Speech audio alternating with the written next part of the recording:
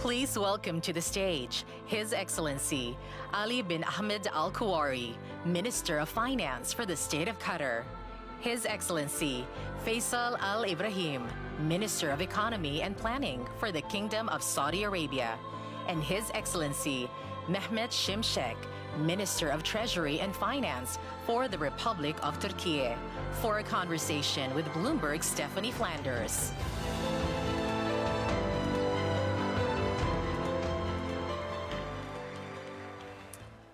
Excellencies, we don't have very much time. Thank you very much for being here. I think Donald Trump would be really enjoying this conference so far. He would really like that we have begun every session with a question so far about his trip. And I'm afraid I'm going to be no exception, because we still have a lot of questions and details to think about from that visit last week. Excellency Minister Al-Kuwari, we had very big numbers talked about in terms of the deals that Qatar was going to do with the US. I think there was 243 billion. But the president also talked about an economic exchange worth $1.2 trillion. That's 5 times Qatar's GDP. Are these plausible numbers? Do we think that this is, did you just engage in a sort of bidding war, or should we take these numbers seriously? Well, I mean, thank you, Stephanie. Thank you. First of all, I mean, it was a great visit by His Excellency the President, to the region. I think this is a big statement, as Sheikh Mohammed said, for the region, and recognition how important the region, economically, politically, and geoeconomically and geopolitically, and from a stability. And this is, I mean, something that really we take it, also, and we appreciate it. From I mean, deals perspective, I think there was the $160 billion deal, with the Boeing. This is with Qatar Airways, and this is a normal, I mean, renewal of airplanes. This is part of the airline business. If you go with any airlines, this is normal, progressions. And the airlines, they do it over a long period of times, and also they have their own capital, their own access to finance. And they do like many deals, like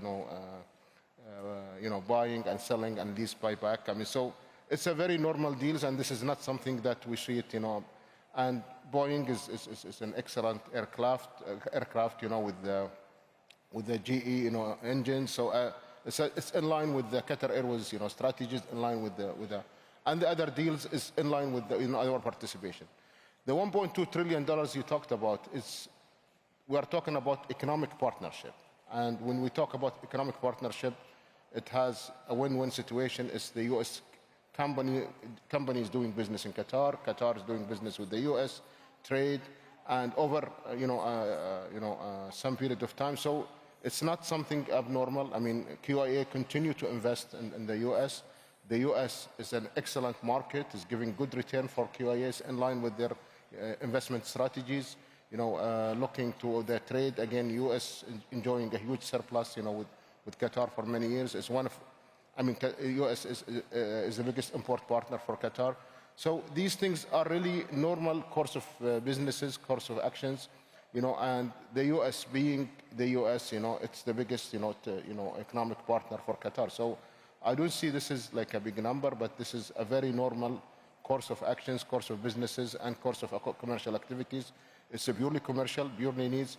Our defense, partnership with the U.S. is huge, and again, this is something that we benefit, as part. This is part of our, beefing up our military here in Qatar. So it's really something very normal, and we really value the partnership with the U.S.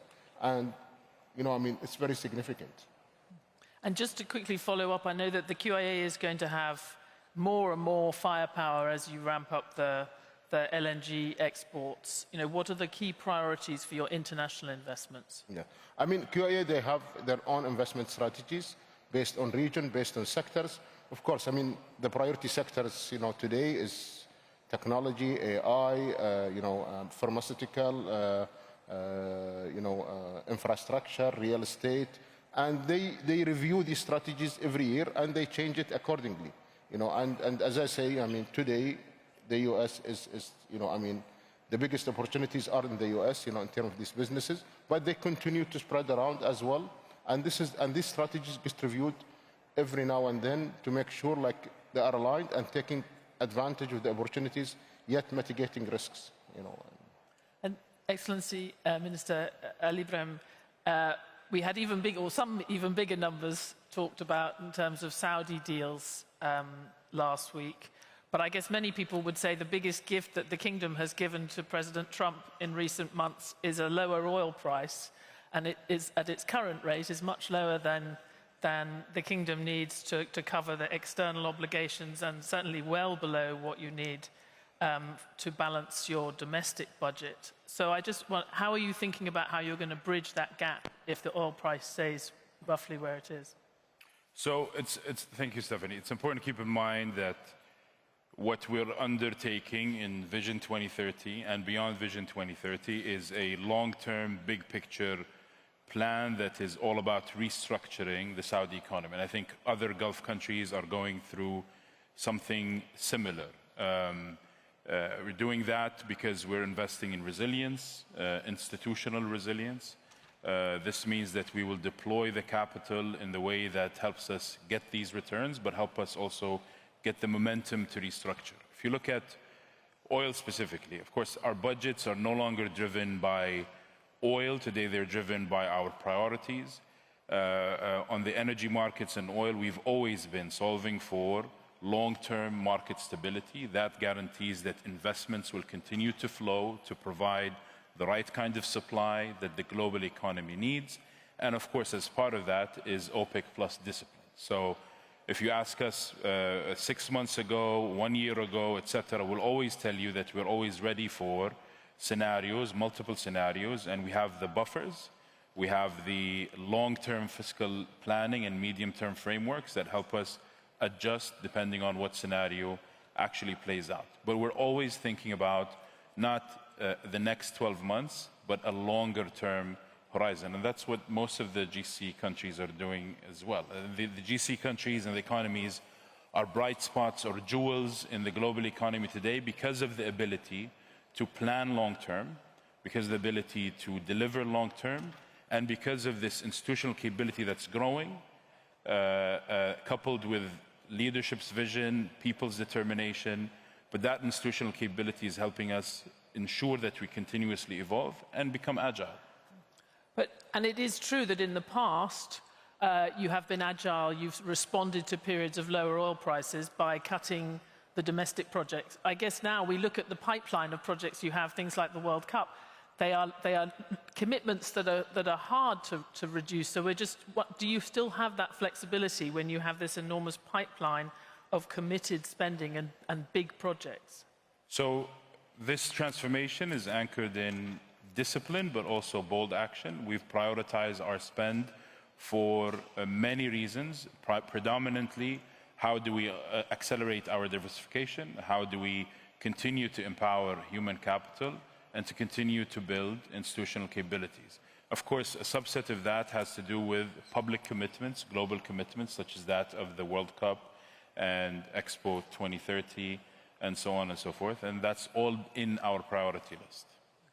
And Excellency Minister Şimşek, we were talking earlier, the biggest thing that happened last week during Donald Trump's trip to the region, at least where Turkey is concerned, was the lifting of sanctions on Syria, and indeed your president was on the phone call. We've also seen the PKK give up on 40 years of war against the Turkish state. What's the peace dividend or the economic dividend that comes from that for Turkey? Well, peace dividend will be great. First of all, we're looking forward to... Just hold on, I think you lost your mic. There you go. Oh, it's not working? All right, I have a new microphone. So peace dividend is likely to be massive.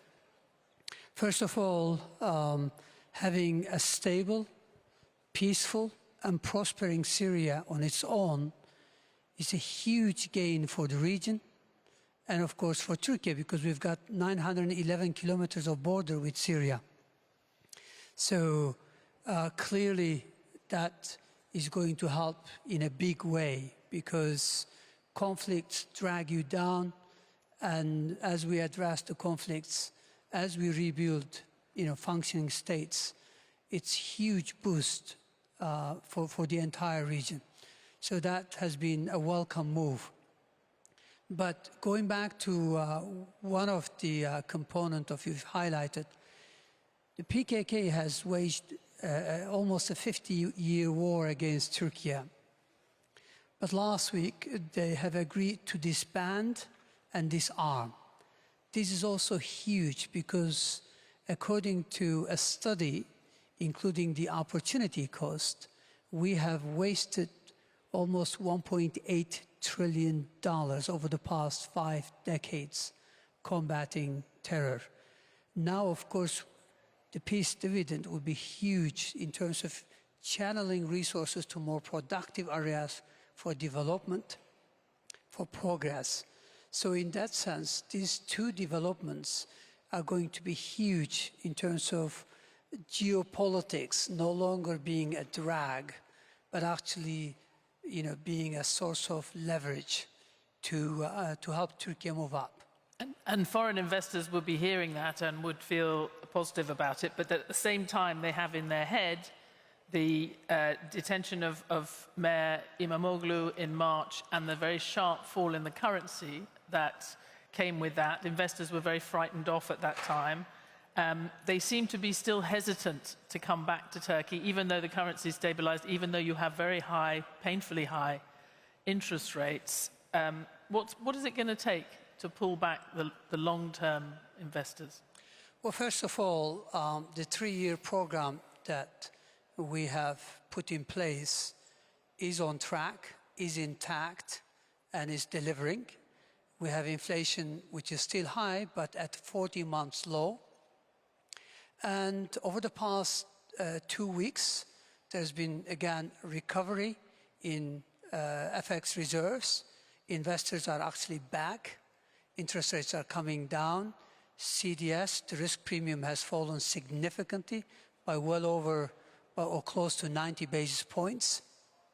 So actually, if you look at the past few weeks, there's been a recovery in investor sentiment, and that's reflected in financial market conditions. And very quickly, not so much, though we don't see it so much on the sort of longer-term money, which obviously you would feel, I would assume, more comfortable than the hot money coming in. So we still haven't seen that. Of course, the program doesn't rely on hot money, but FDI has also picked up over the past 12 months.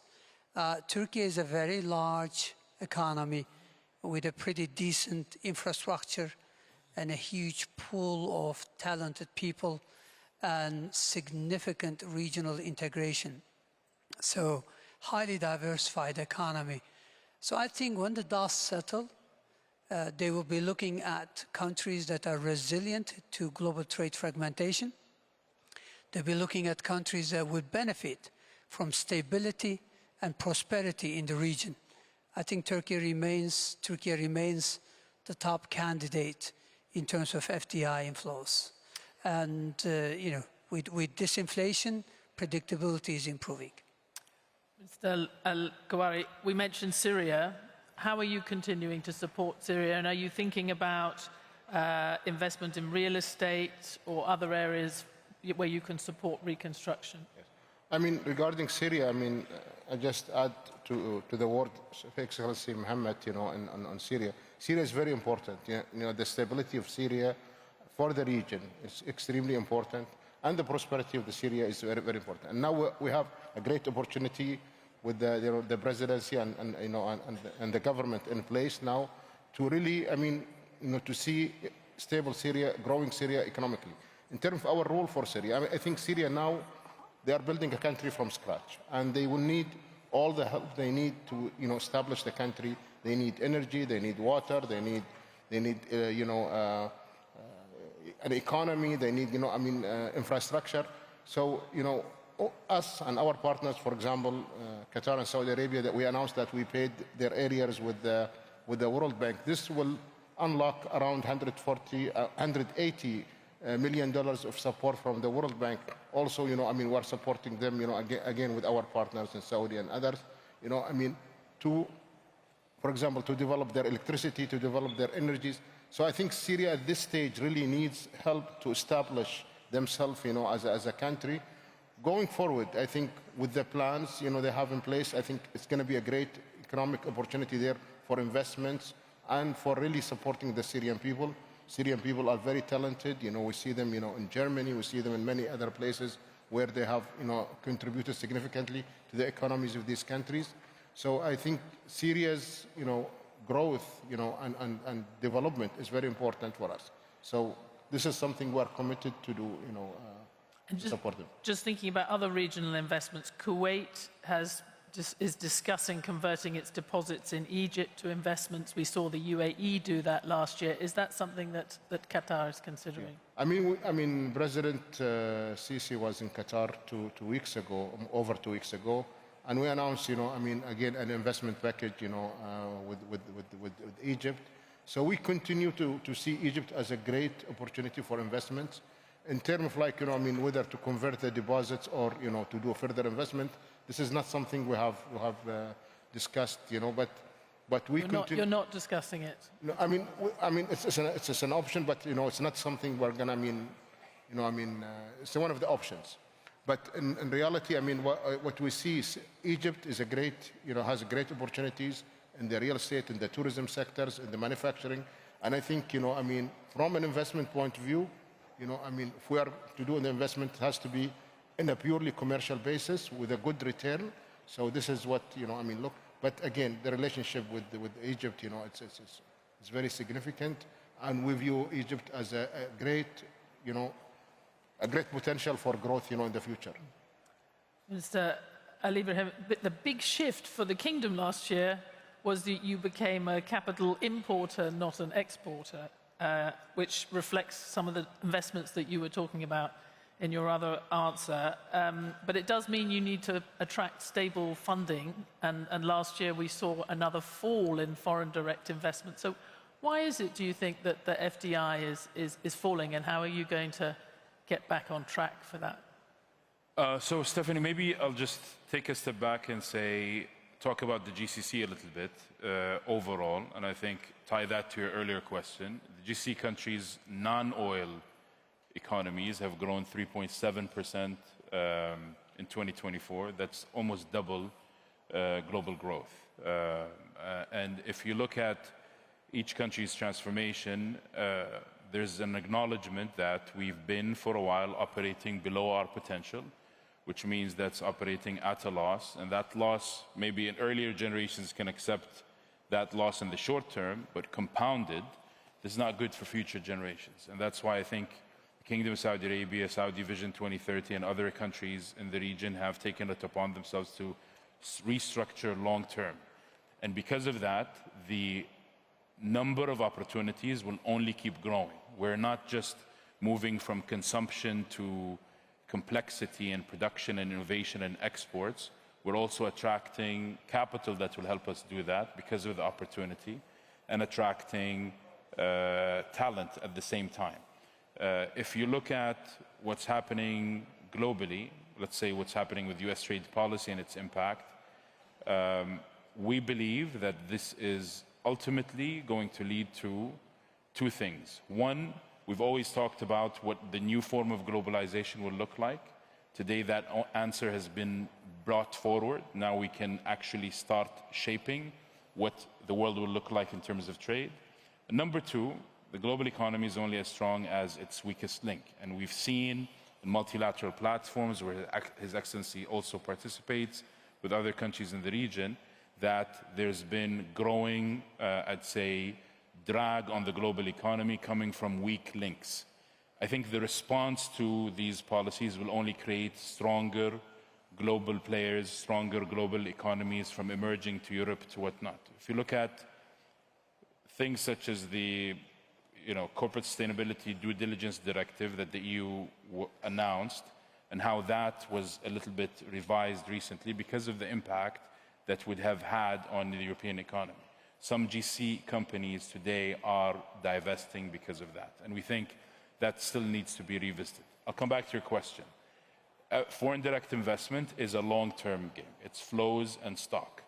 In the kingdom, we're seeing signals of not just the actual number, but the number of licenses, the number of people coming into the kingdom, number of headquarters being set up, the number of deals that are being discussed and negotiated. In 1 year, we had a very large deal that helped spike that figure and then was challenging afterwards. But our target remains the same, 5.7% of GDP in 2030, around 100 billion in terms of flow in 2030. And we're working hard, 900 reforms to create a better business environment and continuously evolving. Minister, one of the things that was a challenge, we talk about the weakest link. One of the problems for Turkey was the unorthodox monetary policy for a period of time. Now, my colleagues tell me you're the keeper of the flame for orthodox monetary policy. But it's painful at the moment. You have high interest rates to bring down inflation. Do you worry about the impact on the domestic economy of that? And is it sustainable? Are you going to have to do something to support consumers or raise minimum wage potentially ahead of time? Well, sorry. We rebuilt monetary policy and a strong fiscal position as well. And I think all is set for disinflation. But no treatment is without any side effects. So we are aware of some dislocations in certain sectors.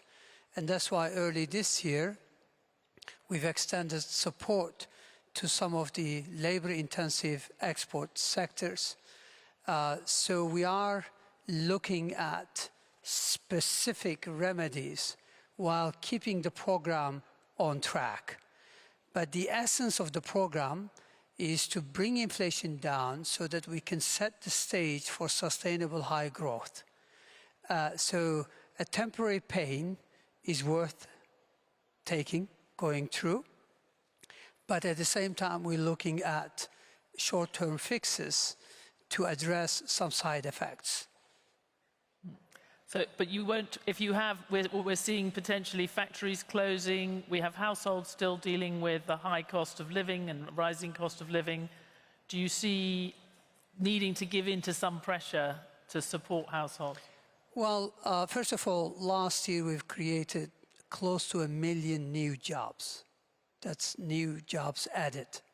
So manufacturing is obviously struggling because our key trading partner, Eurozone, is still flirting with recession. So global growth is dismal, and our main trading partners aren't doing that well. So understandably, manufacturing sector is struggling. That's understandable, but manufacturing accounts for only 23% of our GDP. So the rest of the economy, in particular services, is doing really well, continue to create jobs. And households remain in good shape because household debt to GDP ratio is less than 10%. Okay. This is not a leveraged economy. So in that sense, while, again, short-term pressures are there, I think the key is to sustain the program, to deliver disinflation, and that way, we lay the foundation for strong, sustainable, long-term prosperity. Okay.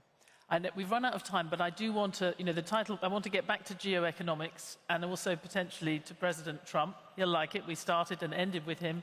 But the deals that, and certainly the trade deals that the president is doing or trying to do in different countries, there does seem to be a sting in the tail. You do the transaction, you give good value, and you announce a big number, but he is quite committed to making countries help him take China out of global supply chains.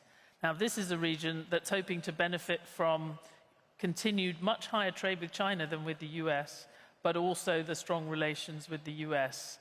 Are you worried, Excellency, that at some point, he will force you to choose? Well, I mean, we enjoy good relationship, of course, with the U.S. and good relationship with China.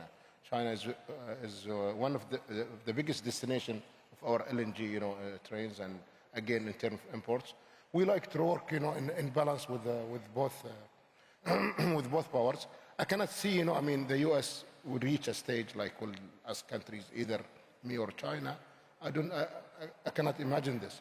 I think what we are going to see, there was a huge there was a huge disruption, in the trade system, what we have seen as a result of the Liberty Day, decisions. But to me, I think these things will settle, and we're going to see a new rules, governing, the trade and the global trade, in general. We have now some dust, we have unsettlement. I know that congratulations, I should say, in the reaching a deal last week, between U.S. and China on interim or transit, tariffs. But eventually, I can see this thing is going to really go away. There has to be really a new rules, for governing this.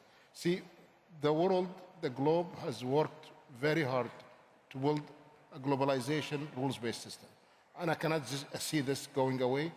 There is going to be changing to the regulations, to the rules, how we engage, and the fair competition, unfair competition. But eventually, I think there will be a new regulations. I don't see a problem. I think dealing with the both places. I think China is an important country. U.S. is an important country, and we'll never get asked, to choose between countries. Okay, very quickly. If I may add, I think this administration has demonstrated its leaning in on dialogue. We've seen that with the US-UK deal, with the early indications of US-China potential deal. This region, Saudi Arabia, Qatar, and the rest of the GCC are always focused on prioritizing dialogue. We heard from His Excellency the Prime Minister today about dialogue.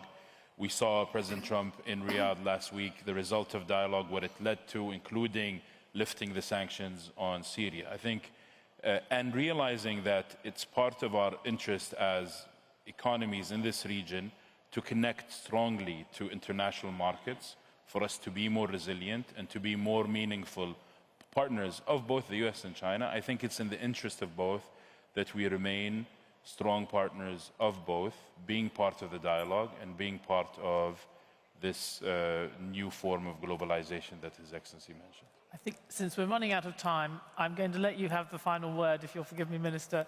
And thank you all for the good discussion. Thank you. Thank you.